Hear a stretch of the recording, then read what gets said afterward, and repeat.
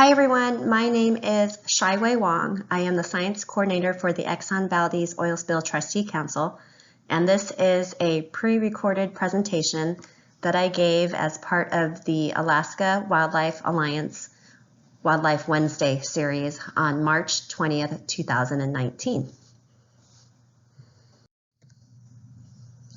I'd like to thank some people who made this talk possible. Mandy Lindeberg and Scott Paga, who are the program leaders for the Gulf Watch Alaska and Herring Research and Monitoring programs, both of whom helped me put these slides together. And also all previous and current principal investigators, they are the ones with their boots on the ground doing all the work. Photo credits also go to Mandy, Scott, and all the researchers. And finally, I'd like to thank Mandy and Nikki and the Alaska Wildlife Alliance for inviting me to be here tonight, and to BP for hosting us. There will be three parts to this presentation. The first will be a screening of our new film, Listening to the Sound, the work of the Exxon Valdez Oil Spill Trustee Council. You can also view this film again on our website, along with other 30th anniversary products. Then I'll give recovery status updates on some injured resources, and the last part will go over our two long-term research and monitoring programs and some of what we've learned to date.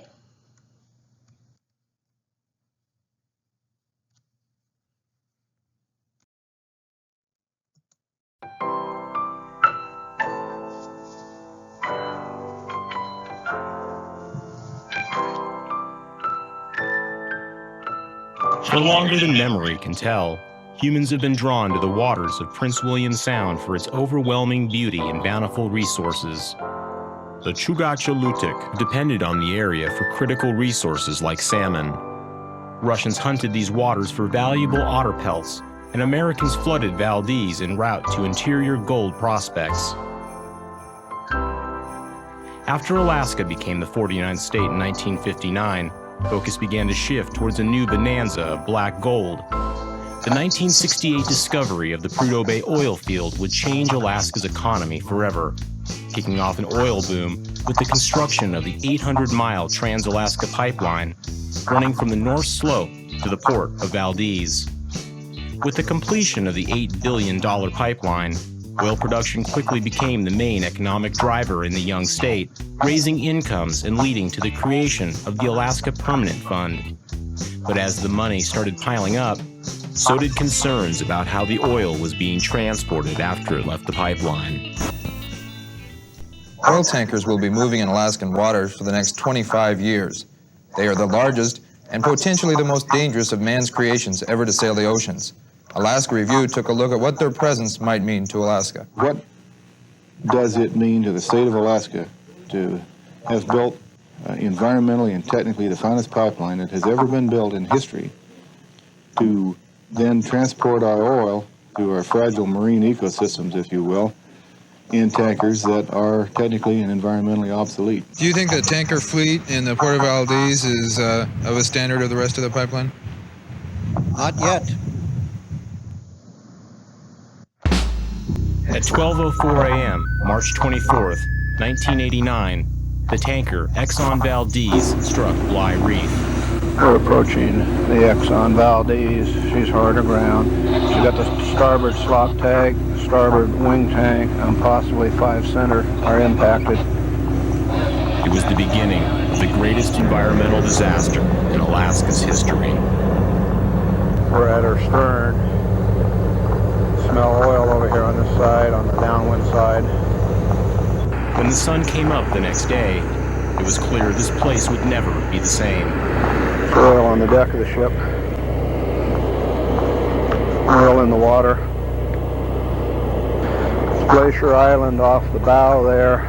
Almost 9 hours after the grounding, the waters around the leaking supertanker were still quiet.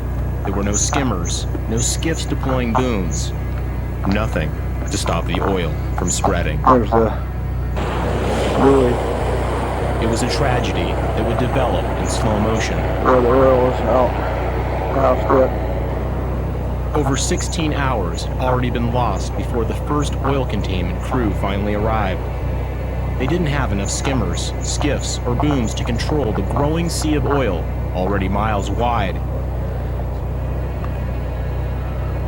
Efforts to offload the oil had already been started, but were delayed due to lack of equipment.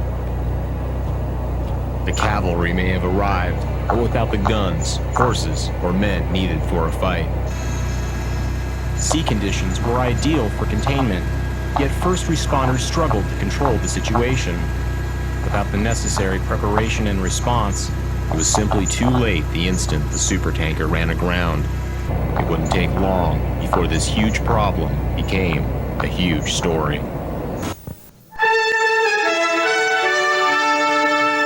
This is the CBS Evening News. Dan Rather reporting. Good evening. An oil tanker ran aground today off the nation's northernmost ice-free port, Valdez, Alaska. The first pictures are just in, and the consequences are costly. Tonight, the Interior Department said it fears that much wildlife will be killed. Those fears would soon become a grim reality. As the eyes of the world descended on Prince William Sound, growing teams of skimmers and booms fought to contain and recover the slick of oil. On March 27th, 3 frantic days after the grounding, time ran out. A storm arrived in Prince William Sound, pushing the oil onto beaches and making containment an impossible fantasy. In the end, 11 million gallons of oil would spill from the Exxon Valdez, the equivalent of 17 Olympic-sized swimming pools. The oil would eventually spread 470 miles throughout Prince William Sound and down the Alaska Peninsula towards Kodiak, affecting an estimated 1,300 miles of shoreline. In the hardest hit areas, wildlife and ecosystems were devastated. If you're an air-breathing animal and you're affected by the spill, meaning you're a marine mammal that has to breathe just above, come up to the surface of the oil and then breathe in this airspace that's literally inches above that. There's vapors there, so they're inhaling vapors. If you're a bird, a diving bird, a marine bird, you're landing on the water, you're getting oil in your feathers and whatnot. If you're a sea otter, you live on the surface of the water. You dive, but you live on the surface. If you're an air-breathing animal that's exposed to oil, you're going to be deeply affected acutely and relatively swiftly. And so as a consequence, the normal thing in a spill is you find lots of carcasses.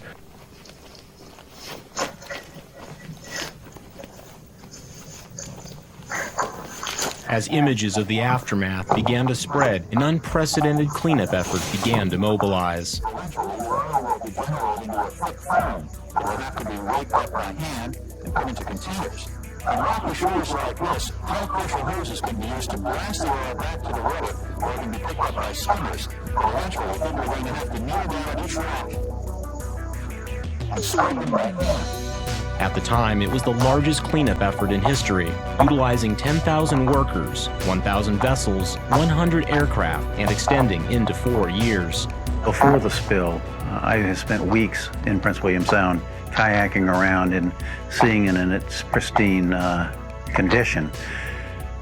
During the spill, within about 2 weeks of the spill, I found myself on a beach in what was like a major industrial scene that you would find in any highly industrialized state, with a petroleum refinery or something, with the associated smells and sounds. And the contrast was almost couldn't be described. It just kind of took your mind away when you saw what was formerly pristine and now was totally despoiled. I didn't have any concept of how bad or big this was going to be. It just absolutely stunned you. It was nothing that your mind couldn't have been prepared for. With the arduous cleanup underway, efforts to assess the damage to the environment began. It was crazy. Everybody tells stories about those days, the first couple years. Everybody was scrambling to try and document and capture the impacts. One of the biggest things, we didn't know what it was like. As attorneys, we first asked the scientists, so what's the damage? And one of their reactions was, we don't know very well. The baseline is simply not there. There had not been much research. There just wasn't anything. So you really had to start literally, from the ground up and learn not just is the species present, but its life history, how it behaves, what are its normal presence in the sound and its role in the sound. As the magnitude of the damage became clear, the state of Alaska and the federal government struck an agreement to jointly oversee the recovery of Prince William Sound. We reached an agreement with the federal government as to how the use of damages, and we knew there would be damages, would be expended. The result was the formation of the Exxon Valdez Oil Spill Trustee Council. It's required the federal and all the state trustees to all come together and come up with a common plan. It's been a good way to accomplish the mission, and that mission is, in one word, restoration. It had a lot of influence and a lot of effect then in terms of the science of oil spills. It's a very dramatic turning point between how spills were studied prior to Exxon Valdez and how they're studied Exxon Valdez and post-Exxon Valdez. Very, very different. Much better science, much better understanding.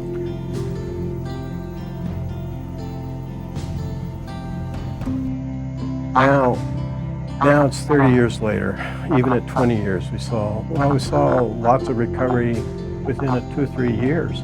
There are some species, killer whales, for example, with long life histories and low reproductive potential, where their recovery is very slow. The AV pod is not recovered all the way to where it was because of those low reproductive rates. AT1 pod, the transient pod, will never recover because all the reproductive females were lost. But most of the species, pink salmon with their high reproductive capability, recovered in several years after the oil was cleaned out of the intertidal zone enough that the elevated embryo mortalities no longer occurred. Their populations bounced right back up. It's not always that simple or that easy. The herring, for example. Herring is one of the species that was identified as being impacted by the Exxon Valdez oil spill. It is a critical species. It's a forage fish, so it's a small fish. And basically, everything in Prince William Sound eats herring at some stage. The birds are eating the eggs, or they're eating the young fish, or all the way to the adults, the whales, the sea lions. So if you want to see the most active time in Prince William Sound, you want to be at the herring spawn. After the oil spill, the fish actually did okay for a couple years, then the population crashed, and it went from well over 100,000 tons down into around 20,000 tons. And in most recent years, it's dropped down somewhere between 5,000 and 10,000 tons. Did the ecosystem change? Was there a tipping point that now prevents the herring from recovering? Currently, we are doing a lot of different work as far as surveys so that we know what that herring population looks like, modeling of that herring population. There's 3 major diseases that we are looking at. I can't pronounce them, so I'm not going there. We're looking at how they move. But there's still hope that the herring are going to recover because of how its biology works. One of the big issues remains that you can find oil in some of the beaches. We call it the lingering oil. The oil has persisted in the environment much longer than anyone anticipated. The sound from a distance appeared fine and pristine again, but when we started digging in, literally, that's when we discovered, some of these species may not be recovering because there's potentially still oil in the environment that they're getting exposed to. It looks fine. The beaches, you would not be able to tell there's been an oil spill unless you bring a shovel. You dig down 12 inches, you get this, which, if you could smell it, it's nothing but oiled gravel, oiled rocks, and it's heavy oil, and it smells like oil. And we're talking about actual liquid oil that still has volatile components to it. And once an organism gets into it, it's not a good thing. This lingering oil, to me, is a heart versus head question. The heart says, take it out. The head says, I will cause more damage taking it out than I will by leaving it in. And until we can find a way that we can actually go on the beach, turn everything over, get the oil out without destroying the beach, we're always going to have this problem. In 2010, it was estimated that approximately 23,000 gallons of oil remained in Prince William Sound. Recent studies in 2015 found that there had been essentially no change in the estimated total area of subsurface oil at several sites. For all but the youngest Alaskans, we may never live to see a day when there's no oil hidden in the beaches and coves of Prince William Sound. It remains a vivid reminder of a distant mistake. Why do we need the council? I go into Prince William Sound. I don't see any oil. I see plenty of otters. I see orcas. I see birds. I think all of that is true. But we have to remember that part of the bottom line is that there's some things you just can't fix. You can't have an orca factory. There are some species, like primarily herring, that need continual study. And secondly, the council's mission is not only restoration, rehabilitation, replacement, but also enhancement. 30 years after the spill, the Exxon Valdez Oil Spill Trustee Council continues to help monitor lingering oil, aid in the recovery of spill-affected species, and help projects with the overall mission of restoring affected areas to their pre-spill condition. One of the enduring legacies of the spill will be the fact that there is now a baseline. We now know what's out there. If there is another issue, whether it's a disaster such as an oil spill, but even if it's of a larger scale like climate change, we now know what was there before, and people will be able to quantify damages and changes in the environment. Every year I appreciate that things are improving, things are really, on a great road of recovery, but there's still more to tell. There's still more to the story. Not all of it is done yet.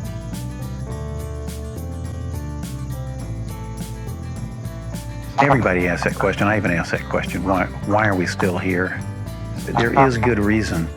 There is work that can be done in the future. There will be future challenges for species injured by the spill. So it is important. Prince William Sound is a treasure for all Alaskans and an inheritance worth investing in. By learning from its past and planning for the future, we can continue to enjoy its beauty for generations.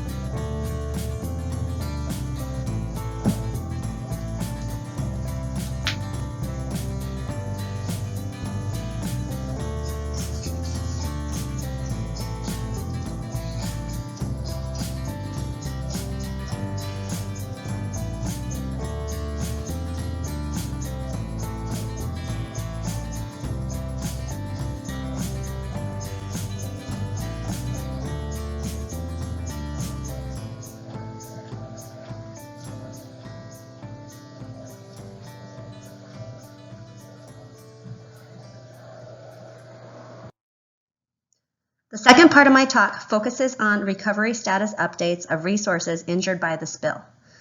So what is the definition of recovery for an injured resource, and how do we assess that recovery? The Trustee Council defines recovery generally as the return to conditions that would have been present had the spill not occurred, and also the abatement of exposure of animals to hydrocarbons lingering since the spill.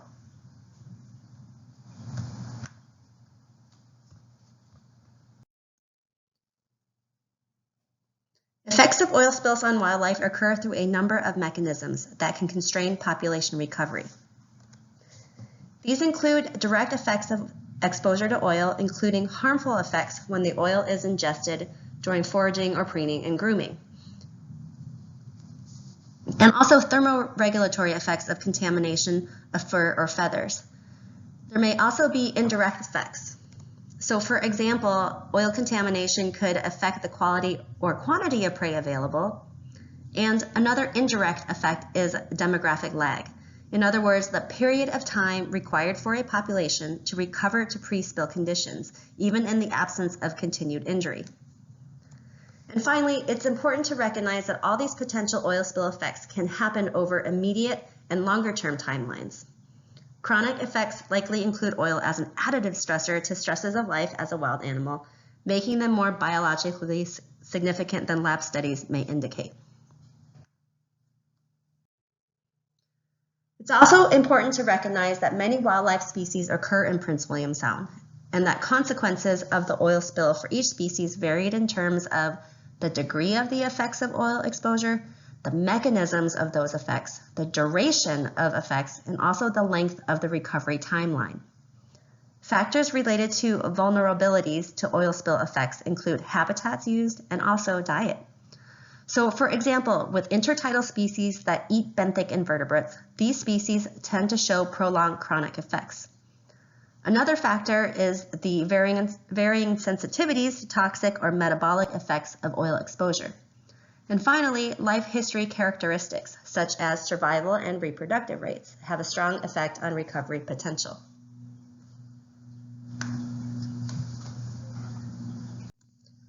So here are some examples of the variation in injury from the spill and recovery timelines. Obviously, all wildlife experience immediate acute effects after the oil spill. River otters, pigeon guillemots, and sea otters and harlequin ducks suffered direct, longer-term effects due to habitat use and dietary preferences. In other words, these species hang out in more heavily oiled areas and eat food items that were affected by the oil spill, more so than gulls and bald eagles. Glaucous-winged gulls, bald eagles, and river otters were determined to have recovered within 10 years of the spill. Sea otters and harlequin ducks took a much longer time to recover because of direct chronic injury from use of intertidal habitats with persistent oil, eating benthic invertebrates, and slow population growth. Some species still haven't recovered, such as the marbled murrelet, pigeon guillemot, and killer whales.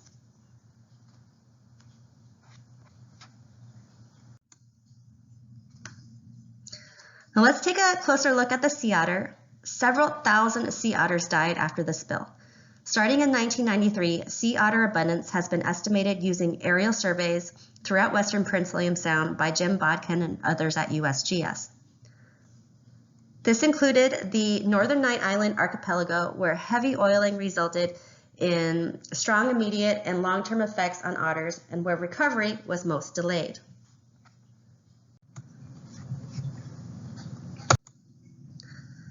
This graph shows the estimated number of sea otters from aerial surveys at Knight Island.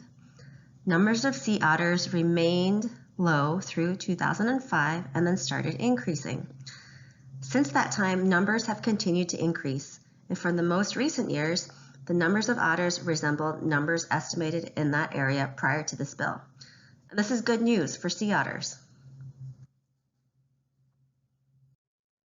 Now, let's take a look at two seabirds that have undergone long-term declines and have failed to yet recover following the oil spill. Marbled murrelets and pigeon guillemots and other fish-eating marine birds declined in abundance between 1972 and the early 1990s. This figure shows abundance estimates for marbled murrelets, which experienced a 50% population decline between 1972 and 1992. This decline is likely due to natural changes in the environment that affects the fish they eat. And in 1989, the oil spill killed an estimated 8,400 murrelets, which was about 3% of the Alaskan population of murrelets at the time. Other factors can contribute to the mortality of these birds. For marbled murrelets, actions like logging of old-growth breeding habitat and gill netting. Murrelet numbers are sensitive to small increases in removing adults from the population because their numbers are already small and production is low. For pigeon guillemots, studies showed that adult guillemots were exposed to lingering oil through at least 1999, and their populations have been affected by mink predation, which I will talk a little bit about later. So to summarize, for these two marine bird species, there were almost certainly direct and indirect effects of the spill, but these are mixed in with other factors, which makes it difficult to tease out which one is contributing the most to the lack of recovery to post-spill conditions. Now, I want to talk a little bit more about mink predation on pigeon guillemots. American mink arrived in the 1980s to the Naked Island group, which formerly hosted about 25% of the Prince William Sound breeding guillemot populations. The introduction of mink resulted in high rates of predation on nestlings and adult pigeon guillemots, and these colonies decreased in number of birds by an order of magnitude.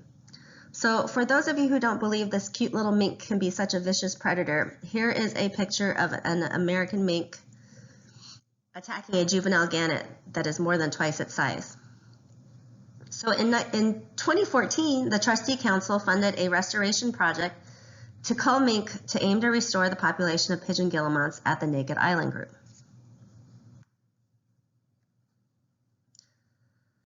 The results are striking. No one expected such a quick response from the pigeon guillemots. This graph shows the number of adult pigeon guillemots counted on the Naked Island group starting in 2012, and mink trapping started in 2014 and continued into 2018. And you can see that the population of adult pigeon guillemots has more than doubled since mink trapping began in 2014. And also the number of nests have increased from 11 in 2014 to 51 in 2018.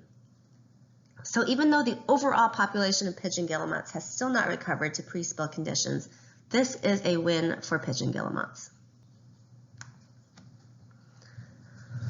Moving on to sexy megafauna, the killer whale. Killer whales suffered acute immediate mortalities in both the major resident pod and a unique transient population. Neither pod has recovered to pre-spill numbers. It's unlikely that exposure to lingering oil is leading the chronic direct long-term effects on the populations. Instead, killer whale recovery appears to be limited by factors associated with life history characteristics and small population sizes.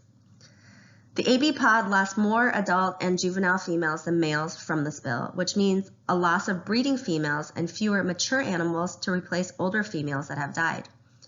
As a result, the annual birth rate in the AB pod since the spill has been about 70% of the birth rate observed in other resident pods.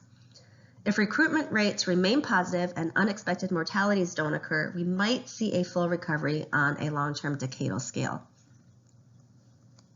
The AT1 pod has not had a calf since 1984 and also no longer has any breeding females. It's likely that the AT1 pod will never recover to pre-spill conditions and is heading towards extinction. So far, I've given examples of assessing whether injured species have recovered to pre-spill conditions, which is the first part of defining recovery. Going back to the second part of the Trustee Council's definition of recovery, which is the abatement or lessening of exposure to lingering oil. Species such as sea otters and harlequin ducks use intertidal habitats and invertebrate prey, which makes them susceptible to chronic exposure to oil. So how do we assess exposure to lingering oil? This can be done with monitoring chemical activity in animals such as harlequin ducks and sea otters, which has been done extensively by Dan Essler at USGS and others. Ethoxyresorufin O-D-ethylase, otherwise known as EROD, is the chemical compound that is used to monitor oil exposure. The amount of EROD activity is a measurement of a specific gene or genes that are switched on by aromatic hydrocarbons like those found in crude oil. So the higher the activity, the higher the exposure to hydrocarbons. Scientists measured EROD activity in harlequin ducks from oiled and unoiled areas. You can see that in the early 2000s, EROD activity was higher in ducks from oiled areas than ducks from unoiled areas. But by March 2013 and 2014, exposure of ducks from oiled areas looked like those of ducks from unoiled areas, which is good news. So if the oil biomarker genes are no longer detected in harlequin ducks and sea otters, does this mean that there is still oil in the beaches of Prince William Sound? Well, you guys just watched the video, so you already know the answer to that question. Well, in the early years of the spill, experts anticipated that the oil would naturally degrade and not persist in the environment. And after repeated visits to specific sites over the last 15 years, scientists discovered that this was not the case. In fact, for these sites, the oil may be in the environment for a very long time. How to make this May 2018, go in video. Island, one of these sites. How to make this have to dig very hard to find lingering oil in the subsurface. go in video. So why is the oil still there? Well, in order for the oil to be naturally removed from these sites, the beaches need waves and groundwater discharge to flush it through the areas where it can be exposed to microbes that promote degradation. Many Prince William Sound beaches have an armored surface of rocks that protects the oil in the subsurface from being exposed to oxygen and microbes. This essentially preserves the oil under the rocky surface of the beaches. Oil sampled under these areas today is as toxic as right after the spill. So we now know Exxon Valdez oil is persisting in the environment on a decadal scale. Some resources that were devastated by the spill, such as sea otters and harlequin ducks, have made a comeback, as I mentioned before, and levels of EROD activity in their systems are now similar to animals not exposed to oil. This suggests that the oil is no longer available in the ecosystem. And because it's sequestered in the subsurface, the oil is not currently posing a threat to key coastal and marine species. And as Scott mentioned in the film, researchers have carefully looked at options for this lingering oil and have determined that removal of buried oil would likely be more disruptive than beneficial for the environment and the species found in those areas. One very important species that I haven't talked about yet is herring. Pacific herring are an ecologically and commercially important species in the Prince William Sound ecosystem. They are central to the marine food web, an important food source for marine mammals, birds, invertebrates, other fish, and humans.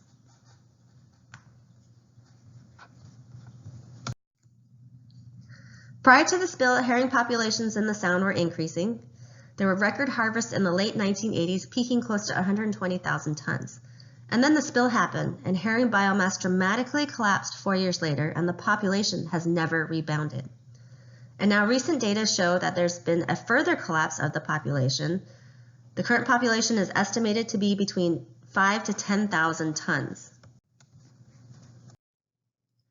The Trustee Council recovery objective for herring includes 3 requirements. When the spawning biomass has been above the current regulatory threshold of 23,000 tons for 6 to 8 years, so not just 1 or 2 years, but 6 to 8 years. And 2 strong recruitments of greater than 220 million individuals of age 3 fish have occurred during those 6 to 8 years. Spawning occurs in at least 3 geographic regions of the Sound. Pacific herring have not yet met their recovery objectives and are considered not recovering from the effects of the spill. So the big question regarding herring is, why haven't their populations recovered in Prince William Sound? Well, we don't exactly know, but it's likely a combination of factors which may include disease and genetic changes due to oil exposure, and changes in the environment such as the marine heat wave in 2014 through 2016 that affected food availability, which may have contributed to a virus outbreak that was detected during that time. Also, factors that are affected by environmental changes such as timing of spawning, recruitment of spawners, age at maturity, and competition for resources and predation. I've just touched on the recovery status of a few species. This picture summarizes a timeline of recovery for some more injured resources from the spill 25 years later, created by NOAA in 2014. Again, you can see that the recovery timelines for species and habitats vary, and these are dependent on some of the factors that I discussed earlier, such as mechanisms of oil spill effects, food quality and quantity, and differences in life history traits. The third part of this presentation will talk about the Trustee Council's long-term programs, which were started in 2012. These 2 programs are the Gulf Watch Alaska and the Herring Research and Monitoring Programs. There's a lot of collaboration and support between the two programs, and both are supported by a data management program, which is operated by Axiom Data Science and Alaska Ocean Observing System. Data from these programs are available on Data One, which is available to the public and used by other researchers. The Herring Research and Monitoring Program is led by Scott Paga at the Prince William Sound Science Center, and there are currently 9 PIs and 2 postdoctoral researchers from USGS, UW, Prince William Sound Science Center, and the Department of Fish and Game. The goal of the herring program is to improve our ability to predict changes in the herring population. In order to do this, we need to improve our understanding of factors controlling the recovery of herring in Prince William Sound. This program started in 2012 and is a continuation of the Prince William Sound Herring Survey that ran from 2009 through 2013.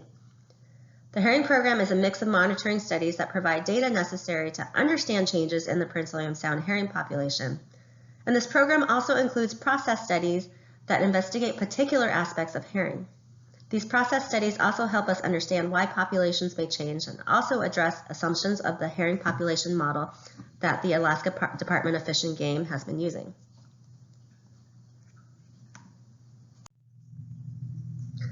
Current projects include aerial and age surveys to measure miles of spawn and estimate biomass. Fish are also collected to get age, weight, length, and sexual maturity data.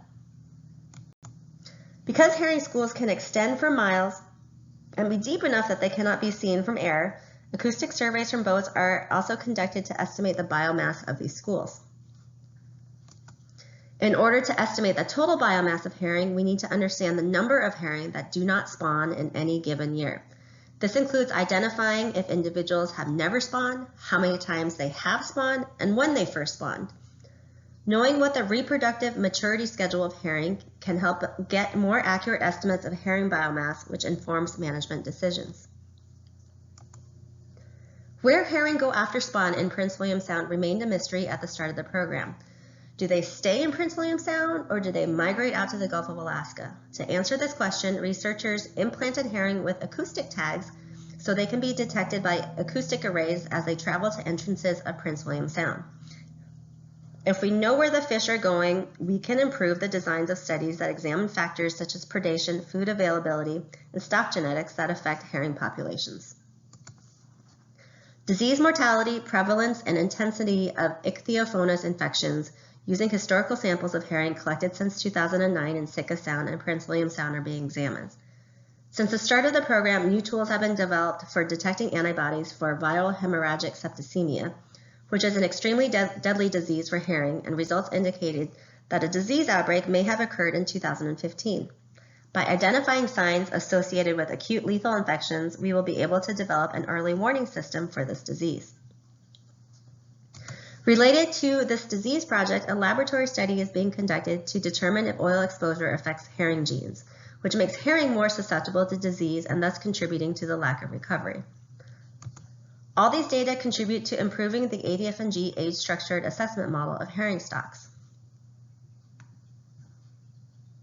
So what else have we learned since the start of the Herring Research and Monitoring Program in 2012?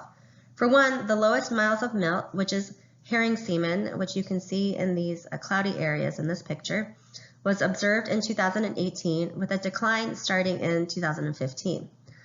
Milt is just one indicator of the herring population, but it's a simple measure to see what is happening with the population. And this is important because it is at an all-time low right now.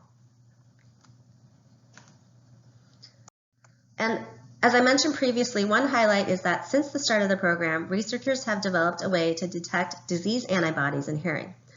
Being able to detect disease antibodies may give us another clue as to why herring populations have not recovered. This figure shows the amount of viral hemorrhagic septicemia virus, and it remains moderately high since 2012, with the highest amount detected in Prince William Sound herring in 2015. And recall from the previous figure that 2015 was the start of the recent decline in miles of milt. So if you put the milt data and the disease data together, this suggests that disease played a role in the recent population crash. It might also have a hand in preventing recovery. Researchers are starting to examine how different environmental factors affect herring population and recruitment levels. We have records that go back to 1980, these long time series of data that we can use to see if we can find causes for the recent and historical declines and explain the lack of recovery. These environmental changes are being observed and recorded by the Gulf Watch Alaska program. This program is led by Mandy Lindeberg at the National Marine Fisheries Science Center in Juneau. And the leadership program also includes a science coordinator, a program coordinator, and a program manager. The overall goal of the program is to provide sound scientific data and products that inform management agencies and the public about the oil spill affected regions of the Gulf of Alaska.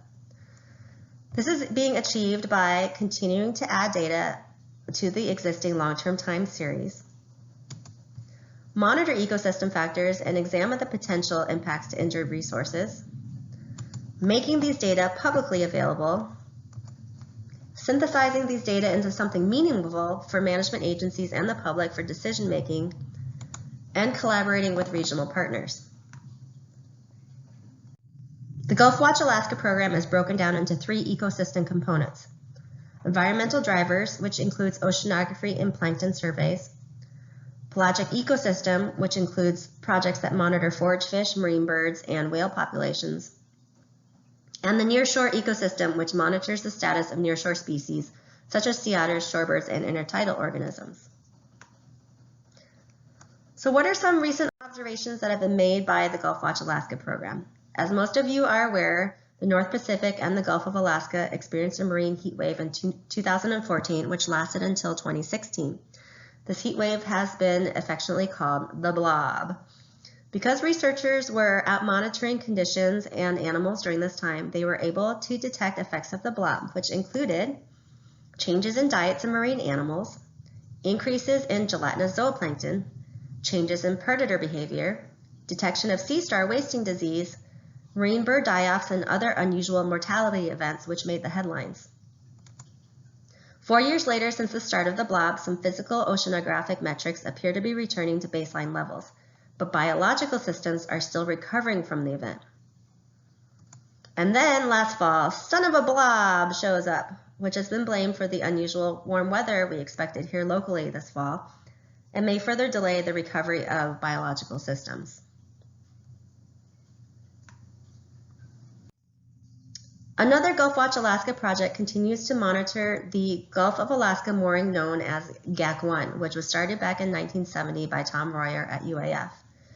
The Trustee Council began funding this project in 2012, and additional leveraging of funds through the National Science Foundation's Long-Term Ecological Research Program in 2017 has allowed this project to expand sampling areas, add additional cruises, and add additional measurement types, which will help us understand the variability in the environment at a smaller time scale, such as weeks and months. Because this station has been monitored for almost 50 years, we are able to see that there is a long-term warming trend at this station. These data have been used in 70 publications to date, proving how valuable the long-term time series from the GAC-1 line is to researchers outside of Trustee Council programs. Recent findings from the Gulf Watch Alaska program contributed to the National Marine Fisheries Service's annual Ecosystem Status Report to the North Pacific Fishery Management Council, and this is used by a variety of scientists and managers. These results include post-marine heat wave observations, such as temperatures at the GAC-1 station have returned to long-term means during 2017 through 18. Large copepod and euphausid biomass numbers were both above average along the Seward Line in May. Temperatures in Prince William Sound are also returning to baseline, but warm water zooplankton species that showed up during the blob still persist.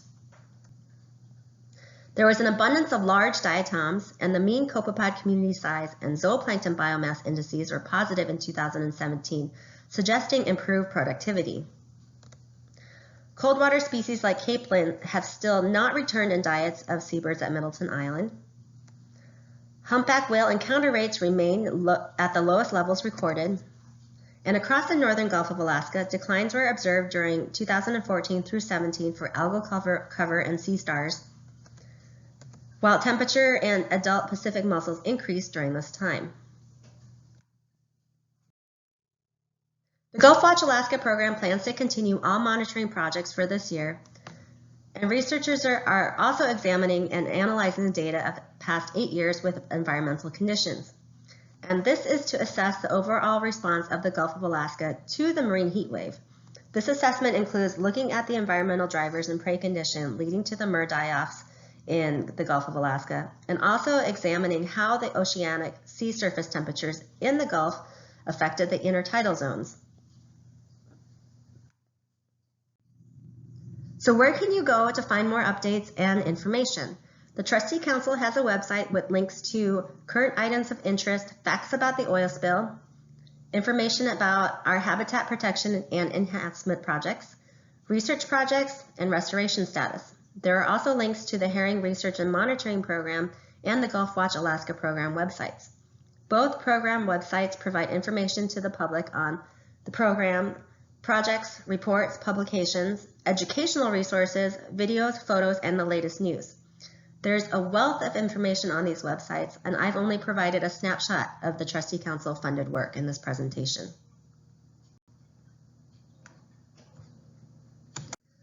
A Gulf Watch Alaska newsletter with updates is distributed quarterly to stakeholders and is available on the Gulf Watch Alaska website. Researchers from both programs prepare articles for the Prince William Sound Science Center's Delta Sound Connections, an annual publication that is widely available. Scientists are also communicating their findings to the public through using sponsoring agencies' public relations sources to increase visibility and distribution of our findings and products. The programs have also brought researchers to local communities to share information and also to learn from community members. Several sharing sessions occurred last spring, including a Chugach two-way listening session, which received positive feedback from participants. This quote is paraphrased from Nancy Yeaton from Nanwalek, who is the Chugach local environmental coordinator. She said, "I am so excited to learn about the Gulf Watch Alaska program. This is exactly the information our community members need. There are lots of environmental changes people in our village are observing. Hearing this information would be helpful for them to understand why. I wish I could either bring them all here to listen or take all of this information directly back to them. This is really the information that we need." Researchers also visited Port Graham and Seldovia for information exchange outreach events, which proved to be rewarding for the community and the researchers.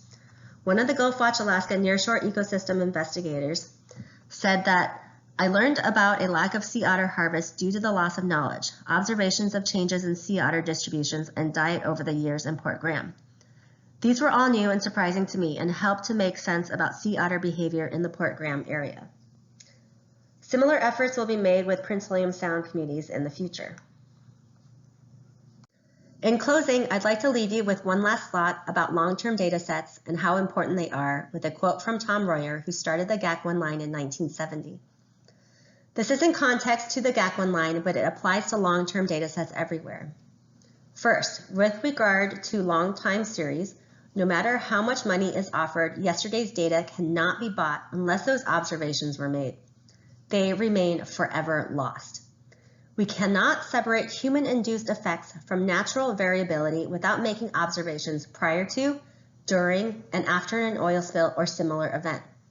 The GAC-1 time series has allowed us to identify seasonal changes in the ocean conditions in the northern Gulf of Alaska and responses to the insofar seen and long-term changes in the marine environment over many decades. So in order to predict future responses, we need to be able to understand what happened in the past and to untangle natural environmental factors from human-caused events such as the Exxon Valdez oil spill. And this can't be done without long-term data sets. And because we have these long-term data sets, we are in an unprecedented position to better understand ecosystem change. Thank you very much for listening. I greatly appreciate your attention. If you have any questions, please contact our office.